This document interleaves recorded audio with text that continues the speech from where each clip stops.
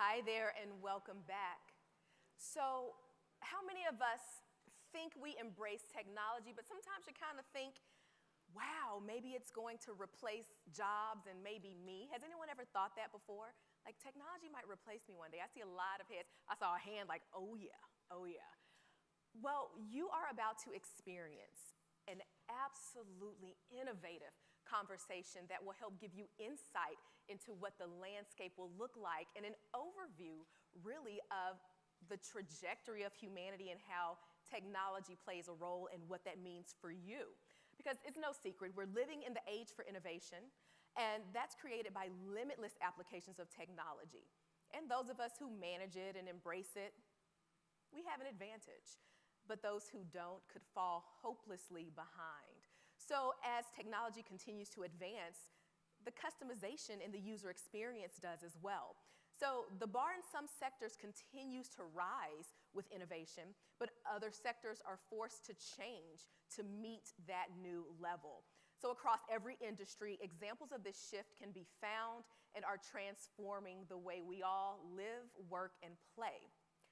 So my question that I opened with, there's a popular theory that the rise of digital technologies will soon end human life as we know it, that artificial intelligence will soon outsmart humans and take over the planet. That used to be sci-fi, but this is literally the checkout line at the grocery store at this point.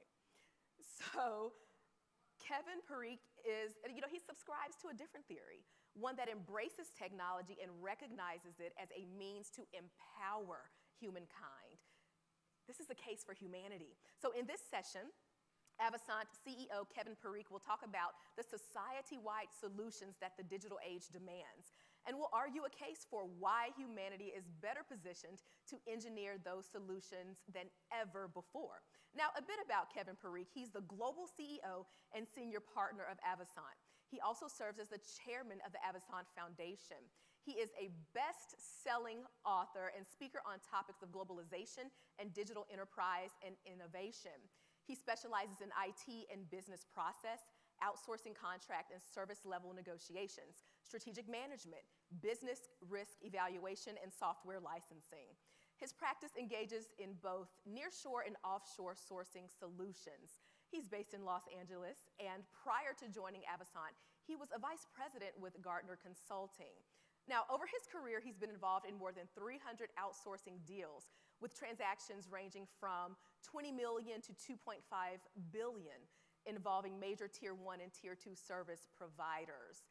Now, an attorney by training, he specializes in negotiating large and complex transactions, where he works toward bridging the gaps between legal counsel and business team objectives. So, last fun facts about Kevin Parikh: he is a former presidential appointee with the Clinton administration, now an Amazon best-selling author of his new book, Digital Singularity, and today he will be speaking from that book and revolutionizing the way we see technology in his session, Digital Singularity, the Case for Humanity. Kevin Parikh.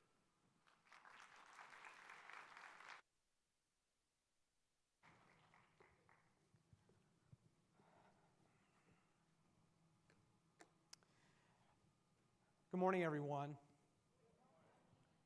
I hope to give you a small peek into the future, not so distant future, of how business will work. We are all experiencing the changes associated with technology and what we call digital singularity. But what we're seeing is just a piece of what is yet to come. The real applications are still there. Unlike other species, humanity has been disrupted time and time again by technology innovation that we bring forward. No other species in the world has the ability to innovate the way we do.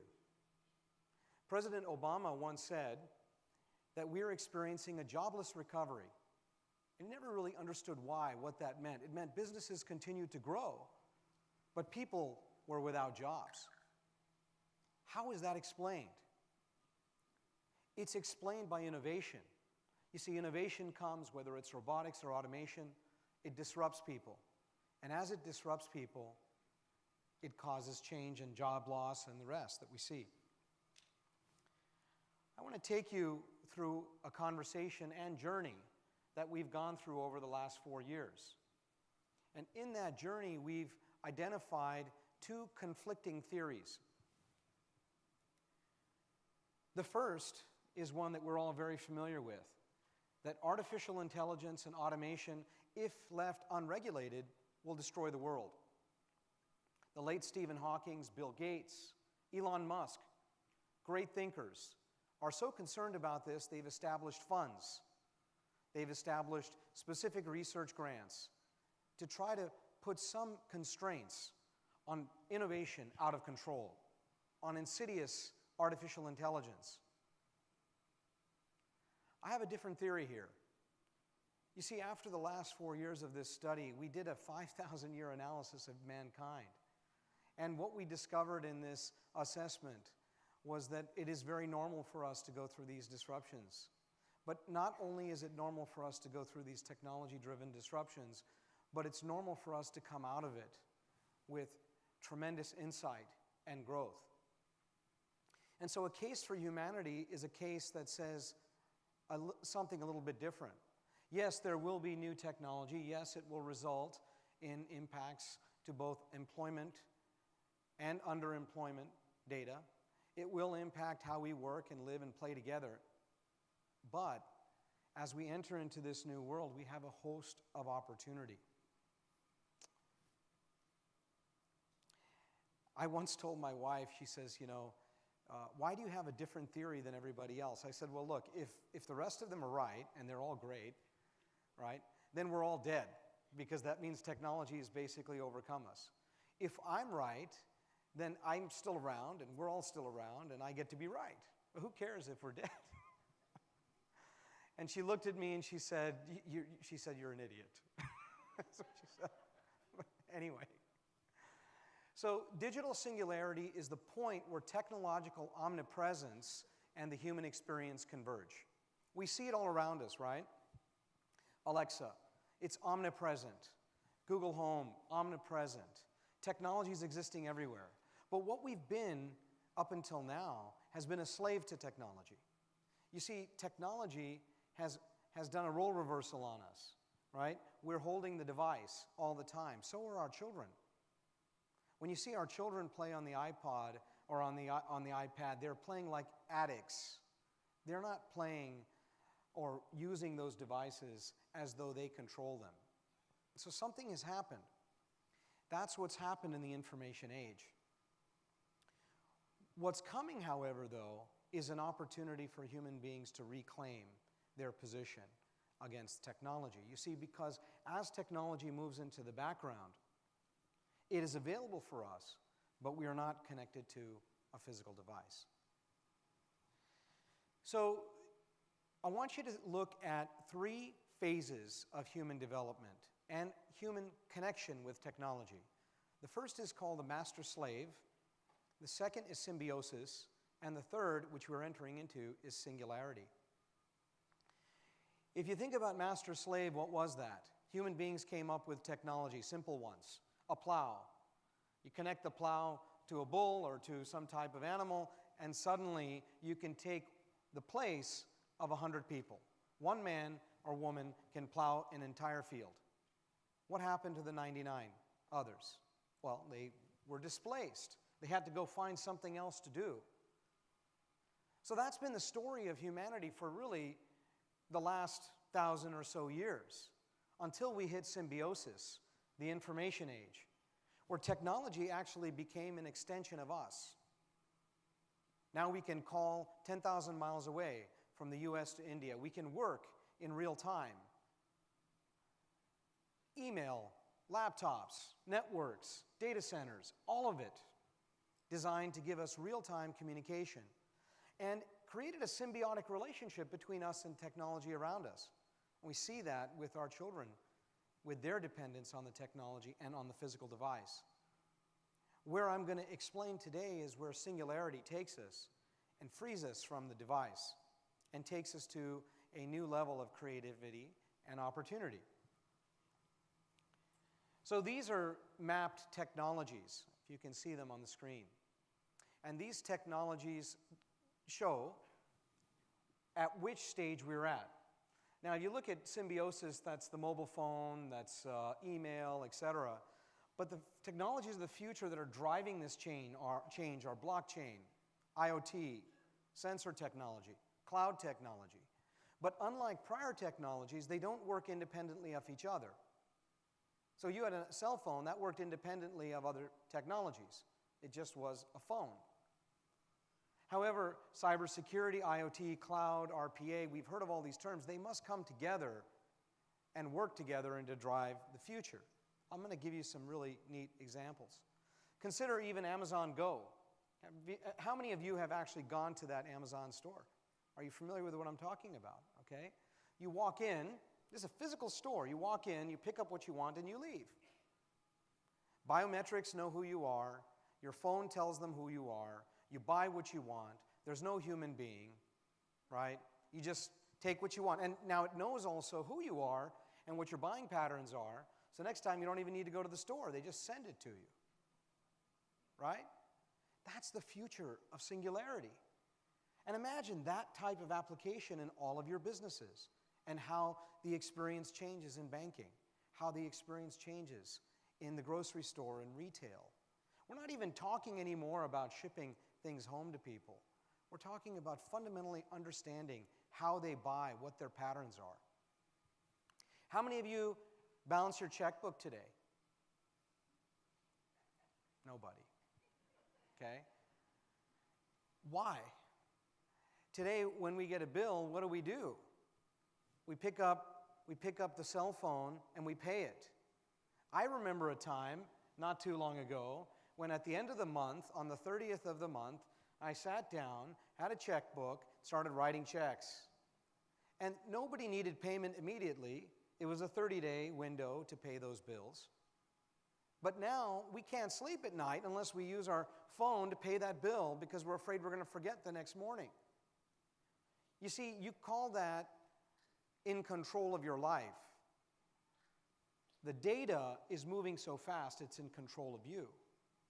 And so what the information age has brought us is not an information age of pleasantry, it's brought us information hell. We have access to people 24/7. Nobody's sleeping. Instant and unlimited access to information. Continuous communication. Fake news everywhere. Nobody can control what's being said or what's being spoken. There was a time when you went into a movie theater and you yelled fire, you'd go to jail for that speech. Today you can say whatever you want and nobody seems to care, and there's no repercussions. You see, social everything is also part of the problem. It drives unlimited human contact. And so try to survive and live in an environment like that. It has been tough. And so when we talk about digital singularity taking away jobs and taking away all this burden, we get immediately afraid. We say, oh my God, all this automation is going to enslave us. How about thinking about it as freeing us? What if we had analytics to help us address some of this data so that we could get our groceries sent to us automatically, so we could get our bills analyzed automatically? So these things are no longer burdens to us, but just activities that are happening in the background in an automated way. What would they allow you to do? I have a 14-year-old daughter. She's studying philosophy in high school, and she shows me Plato and Aristotle, and she's showing me all this great work that she's doing and analyzing the different theories. Who are the modern philosophers? Who are the modern theorists? Why must we go back 2,000 years to find those people? They're coming again. So the digital age is born with 4 pillars of singularity. Singularity comes when hyperconvergence, digital moments, digital twins, and augmented reality come together. What I'm going to share with you is the terminology that we're using in this new digital future to help us drive business solution and also to help us live better lives. So if you look at this rubric shows on the outer rim what we call technology prerequisites. Cloud, RPA, security, cybersecurity, sensors. These technologies are forming what we call technological prerequisites to digital singularity. And with these technology prerequisites, we're able to innovate and create anything. There are 4 pillars of that form this new digital economy. And I mentioned them: hyperconvergence, digital moments, digital twins, and augmented reality. With these 4 pillars, we have a new economic reality and social reality. 1, we have barrier-free access. Barrier-free access is access to everyone and everything at the same time. We have democratized egalitarianism, which means that anybody can start a social movement. What was #MeToo? Started by one person, revolutionized the world. Everyone can talk to everyone. Woman in Louisiana tweets President Trump, "My son died in Afghanistan. It's your fault." He says, "No, it's your fault." Okay, that was a little joke. I'm in Texas. Look, the point is that life is changing, right? We have a different social paradigm as a business. One of my partners, he's in the room, he flies American Airlines a lot, okay? And, you know, American Airlines right here, DFW, he lives here in Dallas. And he was telling me about how, you know, he's doing a lot of this, you know, Dallas, California travel back and forth. And every time that aircraft lands in California, it's kind of like a hard landing at LAX. He's an executive platinum member and concierge key and all that. And he says, you know, I just put a little tweet out there, CEO, American Airlines, 5th hard landing from Dallas to LAX. Do something about that pilot. Go training, ! What happens next? He gets a call from the CEO of American Airlines. Okay, it's a different world that we're living in today. So let's dive into this a little bit. Let me check my time. All right, we're fine. So let's dive into hyperconvergence a little bit. I want to give some definitions to you. So hyperconvergence is the concept of bringing 2 or more independent technologies together to create something completely new and something that has more meaning than what it had before. Consider your watch. How many of you have smartwatches on today? I took mine off because I don't want it to interfere with my presentation. Yeah? So the thing about a smartwatch is, for hundreds of years, mankind has had some type of portable watch. Okay? The technology has not changed. It might be a pocket watch or a wristwatch, but it's the same basic technology. But now, with the introduction of a few microchips and the ability to connect over the internet, we have something completely different. We have a health monitor. We have a device that can check your pulse, can assess if you're sleeping the way you should sleep. It's providing you more information than just time. At what point does that watch become something greater than its original purpose? You see, is the greater purpose of that watch now as a health monitor or as a timekeeper? I say this because for the first time in human history, we are changing the very technologies that we've used every day in a way that is more transformative than their original purpose. How many of you have a Nest thermostat in your house? Raise them. I have one. It's not going to take over your house, I promise. Well, Southern California Edison in California is our utility company there. And you know what? They give you a $50 discount if you buy one of those thermostats. Well, is it really a thermostat or is it something else? When they give you that discount, they also have the right during peak energy use times to turn down the cool remotely. You see, now this device is more than just a thermostat. It's an energy monitoring system and conservation strategy for an entire region. Did it just become bigger than a thermostat? Okay, that's the concept of hyperconvergence. And when you bring these technology prerequisites together that I mentioned, robotic process automation, IoT, cybersecurity. You bring the ability to do this. And that's the innovation that's yet to come. You see, we've just started our journey in this innovation. One of our clients is Toyota, and they recently launched this new technology called ePallet in Las Vegas. Now, the interesting thing about the ePallet is it's just a box. You can see it. It looks like this. It's a real thing. And overnight or during the day or any time, the screen on the side of it can change, okay? It can change. It can change to a Reebok store. It can become an Amazon delivery truck. It can become a Kroger Foods delivery truck. It can be anything, and it goes to central warehouse. It changes what it is, and it self-drives itself to you. It's got these little robots in it that deliver pizza and other things too, whatever you want. It's a real thing. I saw it. Looks like this. Imagine how transformative this is and how they're looking at automobiles in the future. You see, today, how many of you buy from Amazon? Oh my God, okay, look, it's really everybody, or your children do, or whatever. So you buy shoes. How many of you buy shoes or clothing? What's the biggest problem? It doesn't fit, right? So what happens if the shoe store comes to you on the right, to the house? You just try it on. They don't need to return it. You don't need to return anything. You go inside, you try it on, you pick the one you want, and you walk out. They have a disposal there, recycling right in the truck. Now you've saved on return costs, you've promoted recycling, and you've also got your shoes. It's come right to you. What about Uber? Well, look at, that's ride sharing in the bottom.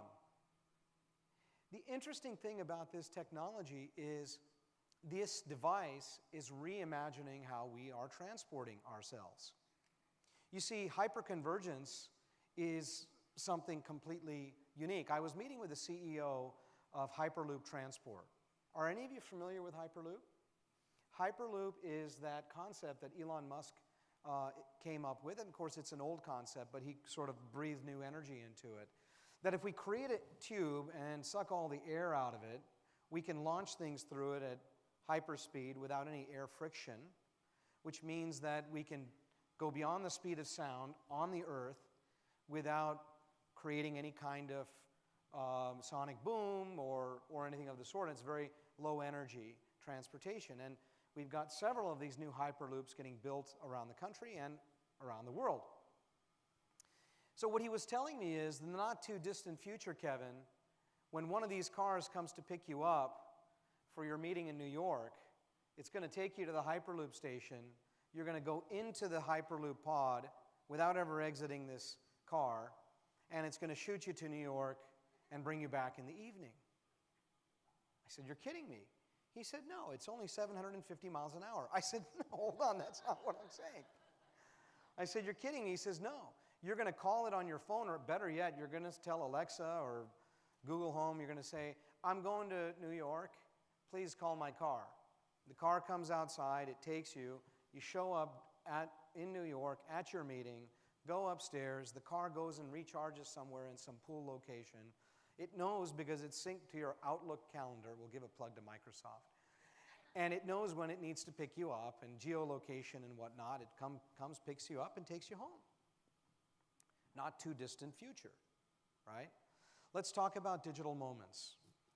So another one of our clients, Kroger. How many of you shop at Kroger or a Kroger branded? Okay. So they are launching this new thing called Kroger Edge. Now, the whole idea actually was come up by this old guy. I won't say his name, but he says, wouldn't it be great if we could change all the prices of all of our items in the store without having those guys, those poor people that tag in. And then we don't have that product anymore. Okay, hey, John, go take that product down. Okay, what a mess. Very labor intensive. What Kroger Edge does is it creates an edge monitor across the entire aisle, and those prices, you can see them right there, can be changed digitally. They can be changed digitally, and it's an IoT device, which means it's connected to the internet, which means Kroger can actually change the prices of items back in their home office across all billion stores or however many stores they have. Isn't that amazing? Now, you might say, well, what happens to all the people that were, sticking those labels? Well, they lost their jobs. That's what happened, right? So some more time is created. It's not all good. But as I'm about to illustrate is, as they are losing their jobs, the challenge with this disruption, unlike others, is it's happening so quickly, we don't have time to retrain, right? But I do believe that it's coming. That is the training to make those people transition. But interesting, going back to this edge, this Kroger edge. So they thought, what a great thing. And suddenly Amazon comes in with these Amazon Go stores where people can walk in and take what they want, and they're now very concerned. So we met with them. We said, hold on, this device is an IoT device, which means now that when somebody walks in the store, they know you know who they are, and you can connect back to the smart refrigerator at home that tells them that you're missing milk, or you're missing strawberries, or you need this or that. And you can get the groceries picked up right there in the store because the list is auto-generated. Or better yet, it just comes to your house. It's a pretty interesting concept. And they said, we love it, but the challenge is adoption. Well, people want to still smell fruit. They want to see. Well, they have a choice. They can go to the store. They can pick it up. They can see what's on sale. Everything is presented to them. Their lists are automatically generated. Or even better, it's ready for them at checkout, and they just go to the store, pick it up, and take it home. All kinds of infinite opportunities. And that's digital moments. You see, digital moments is a transaction happening within a transaction. The transaction is to go to the store and buy food. The transaction within the transaction is the repricing of the item, is setting up a sale, is giving me a digital coupon, is checking my refrigerator at home to make sure I have those items in my cart. See, that's the digital moment. That's the multiple millions of transactions that are happening on top of a larger one. And that's a critical element to how the world is working. Let's talk about augmented reality. Augmented reality is not virtual reality. Virtual reality means that you live in a game, like Fortnite. My God. We are interviewing young people that are primarily playing games. And I'm telling you, there's a problem. In our own firm, we interview and conduct these case studies where young men and young women have to present. Do you know that the women are destroying the men 2-1 in those presentations, the young girls, young boys, right? They're like 18, 21 years old. And it just astonished us. We couldn't figure out exactly why the women the grades are about equal and whatnot, but when it comes to the presentation, we have this operative theory within our own firm that it's all this game playing that's really affecting the boys.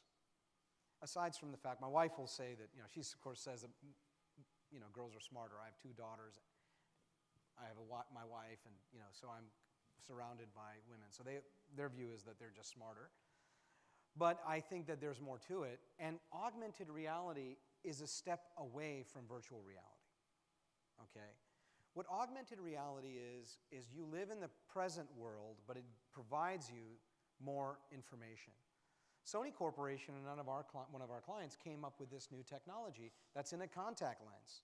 Now, can you imagine getting off your plane, walking down the street, it's lunchtime, and your phone tells you it's time to eat lunch, and then your eye suddenly sees where a good place to eat lunch is, or where you can get Wi-Fi, or where you can get access to a telephone, or whatever you need, a restroom.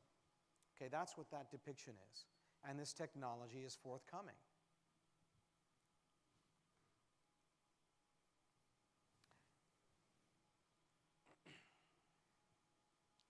Let's talk a little bit about digital twins.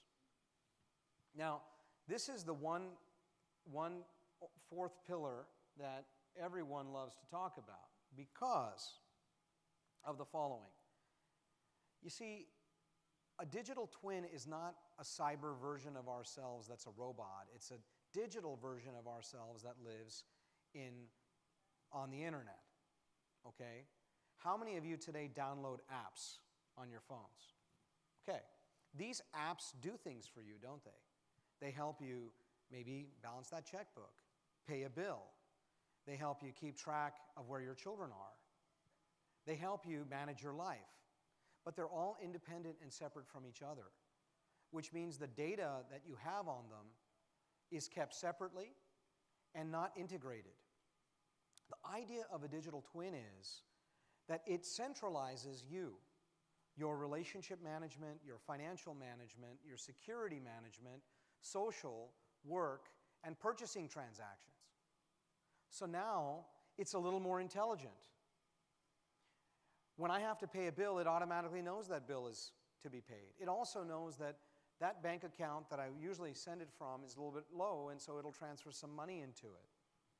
The digital twin is operating based upon the parameters that I provided to help me run the back office of my life. It reminds me when my children's birthdays are, but it also remembers to send out birthday cards. And it just does it automatically. It communicates, it develops social communities, it manages all of my work data. Now you might say, why would I want all of that in one place? You see, you want all of it in one place so it can be more easily secured. Right now it's in 50 different places with 50 different means of managing the security. How many of you remember all your passwords? How many of you use the same password? The digital twin can change your passwords across all your accounts instantly 1,000 times a day, or 50 times a day, or whatever you want. You see, you have control now of the information. It doesn't have control of you. You build in and design the automation for what you want. It doesn't have control of you. And the concept of a digital twin is not a new one. But consider this. How many of you have a will or a trust? Okay? So what happens when you die? You need an executor. But does that executor know where your passwords are and where all your access to all your stuff is? No. But now your executor has a digital twin, your digital twin, that can continue to work with it, to execute on things that you need to execute on for your children, for your family, long after you're gone. The digital twin is here, and it is coming, and it is not scary, and it is not sentient. But as data converges, it will help us manage our day-to-day and help us plan for the future. Transboundary communities. What is a transboundary community? Transboundary community is a place where we go to communicate with each other and have groups. How many of you have book clubs or church clubs or whatever, right? We all have those things. A transboundary community allows you to have that virtual experience with someone 10,000 miles away or infinite miles away, right? Because in that environment, you are now taking advantage of these new technologies where you are involving more than two sensories, human sensories. We have 5 senses, right? So you hear, you can hear, you can see, you can smell. But the problem with most of our communication today, right, is it's all binary.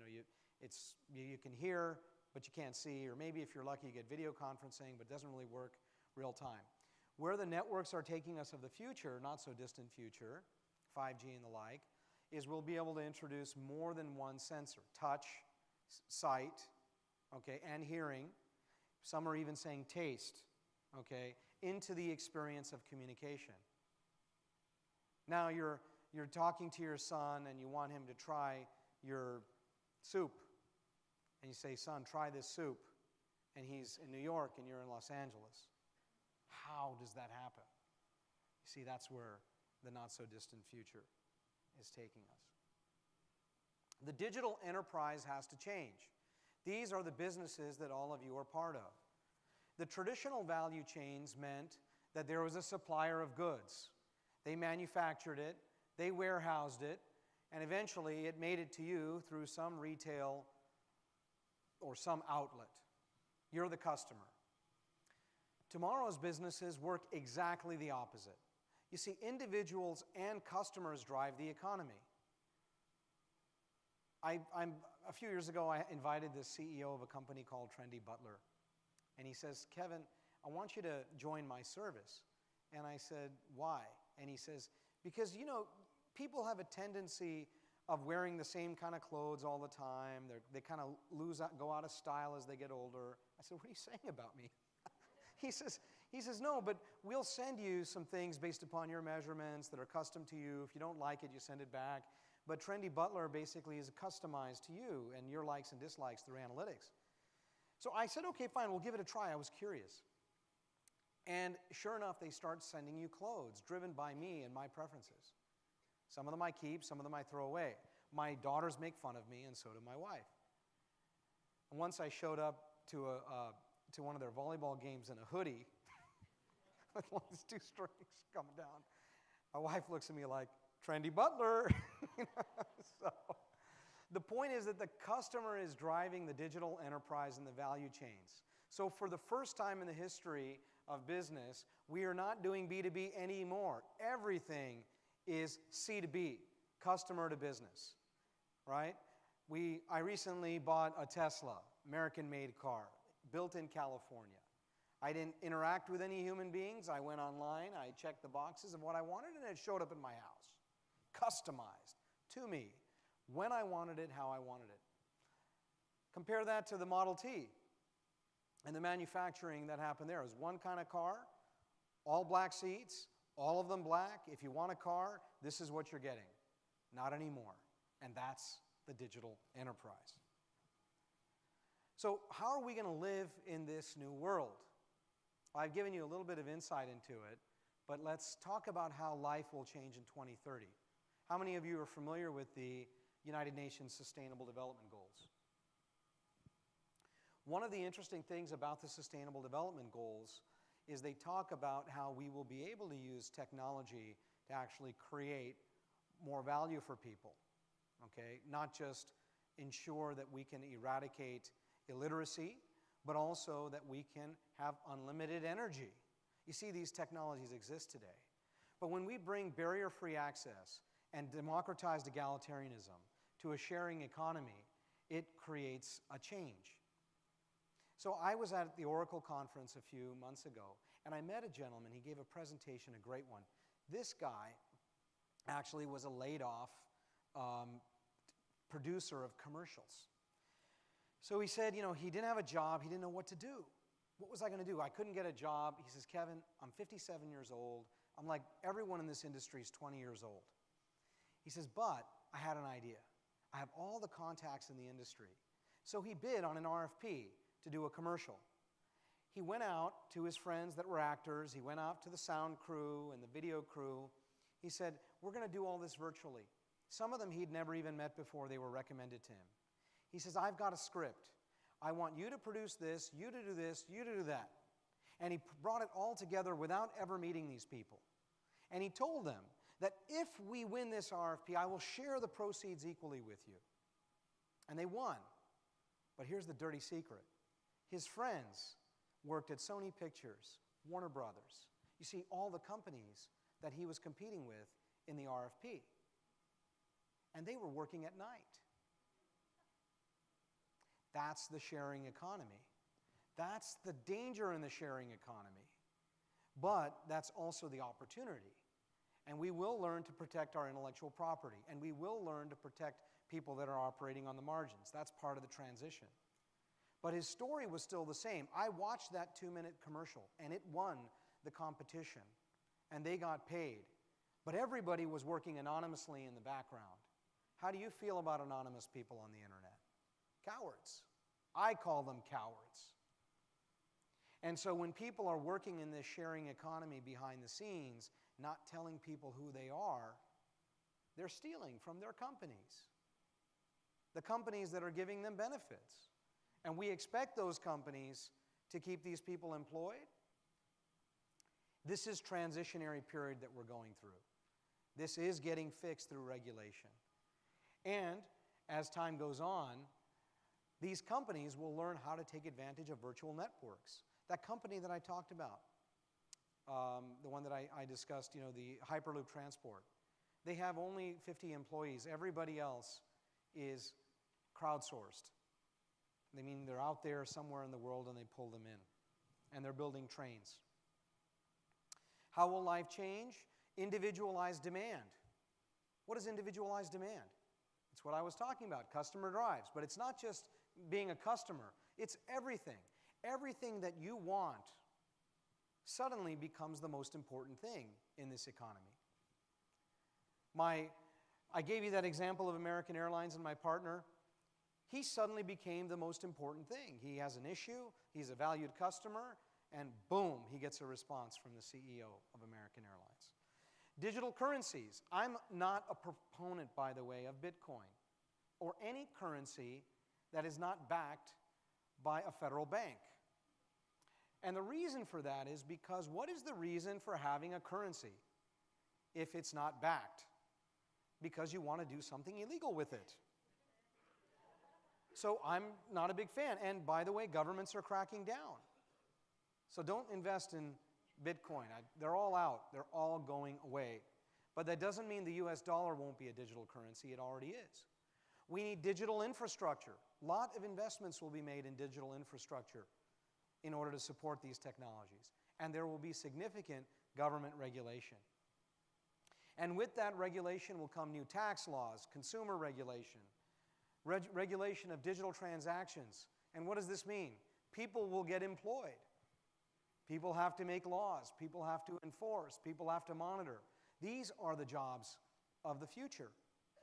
We will have to regulate privacy. Look at GDPR. This slide was created before GDPR. Here we are. So where does all of this take us? The Sustainable Development Goals of the United Nations were targeted at 2030, but one thing they did not consider were the technologies that are coming today that are helping us get here faster. And digital technologies through hyperconvergence and digital moments are creating an acceleration factor that are allowing us to do things throughout the United States, Africa, Latin America that we could never do before. We can get food to people faster. We can turn salt water into water and sunlight into electricity at levels that are disrupting traditional infrastructure. And people will lose jobs in traditional infrastructure. But these new jobs are just along the horizon.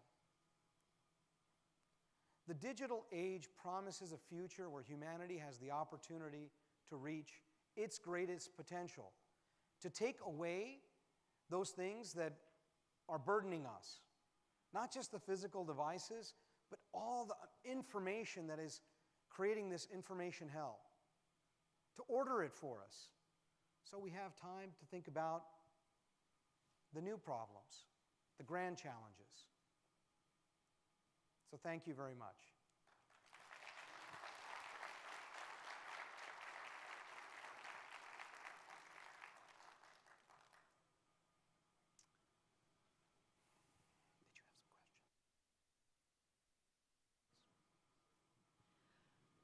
So do we have time for a couple of questions for Kevin? I have time for a few questions. I was told. We have one. Absolutely. We have a question to the right here. And then I'll be here afterwards as well if anyone has a question. Okay, and the mics are at the side of each room? Okay.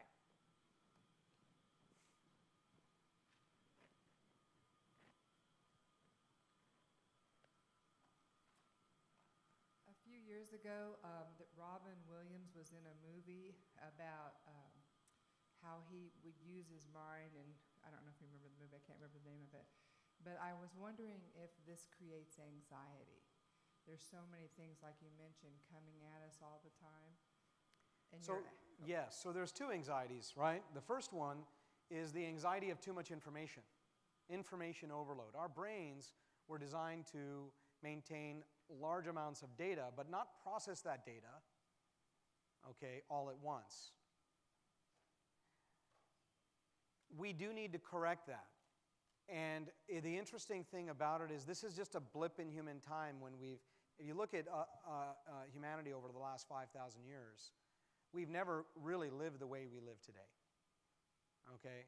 So I even think about how I grew up, right? I grew up in a neighborhood, it was summer, and it might be 10 o'clock at night, and I was playing football outside with my friends.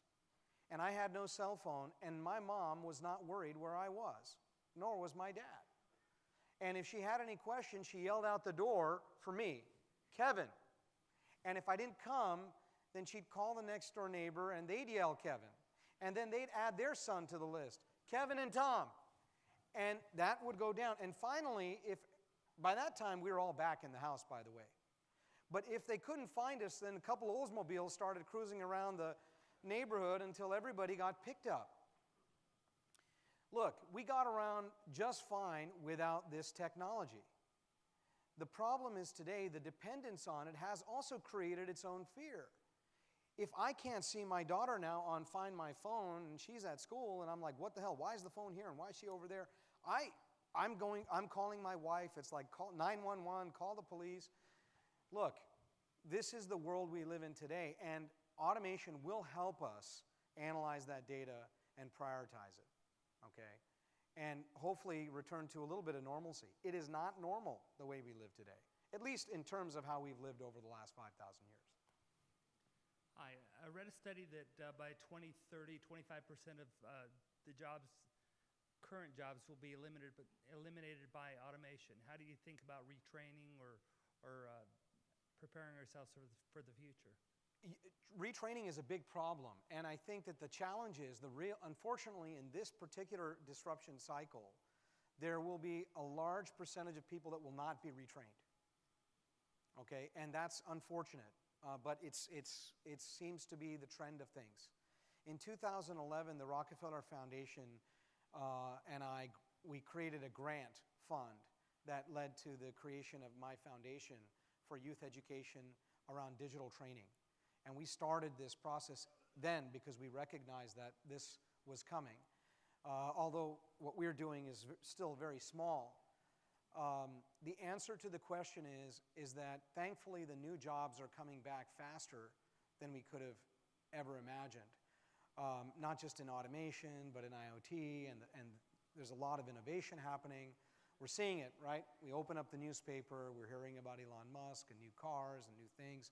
So it's coming, it's happening, but I think that there is a generation, mostly over 55, that will not be able to recover from this. And so hopefully they hold on to their jobs. And I know that's not a great answer, but I've stopped trying to sugarcoat it, right? We can get retrained, but unfortunately a lot of the comfort, and I'm hiring people straight out of college that never learned anything about what we want them to do, but they have such a natural affinity to digital, they're able to immediately provide value in business. And they don't even have training. They just grew up in this economy. So I wish I had a better answer. I'm not a magician. What I will tell you, though, is we will have to do something about it. Now, other economies around the world have done some things that I would consider, many would say, are not American. Things like universal salary, right? We don't like to hear it, but the reality is, what's the alternative? We're already seeing the trends. I was talking to someone earlier today about what's going on in San Francisco. It's all homeless people everywhere. All these people without jobs everywhere. Los Angeles, same story. We think it's not happening, but it's already all around us. Strains on infrastructure, not enough jobs for people. So we're already going through this, and we've been going through this for the last 15 years, and most people just haven't understood why it's happening. There is a correction coming, and I believe by 2030 we'll have fully made that correction, but I'm sad to say that I don't know if everybody will win in this. Any more questions? Yes, Kevin, thank you for your presentation. It's kind of a space that I live in and think about a lot, kind of in the industry. And I think the concept of singularity from the themes that you presented really is convergence of data, ability to process it faster, and then interacting it in our lives. So the question I have is actually a little more granular. So this conference is the Council of Inclusion in Financial Services. Correct. And inclusion has a lot of different components, but the two big ones is providing better access, both to the consumer and producer. But the other side of inclusion is you're getting more data, understanding of folks who work in environments that might be different than, quote, the mainstream.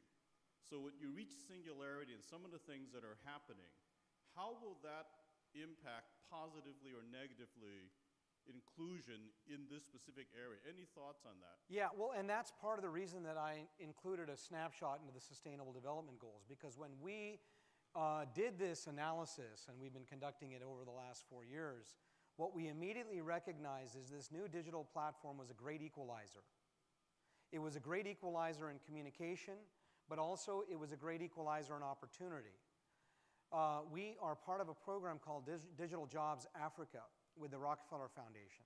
And we're talking about essentially technology skipping current generation technology and moving directly into digital technology, which does require better infrastructure, better networks, much of which Africa, particularly in the larger regions, already has. But what it's done is it means that we can get communication out and education out and training out in a manner that we never could before. We have a program in our foundation called Digital Jobs Training. Can you believe we had 10,000 kids go through the program across India, Africa, and Latin America? 10,000. 98.6% of them we were able to place in jobs. That's the demand. It's there. These are deserving kids. These are not super educated or wealthy people. They're 18 to 25 years old. So, there is an opportunity and there is demand for this work. And I tried to illustrate that in a couple of examples. We have many, actually. And hopefully we'll get there. Thank you. Yeah. Thank you very much.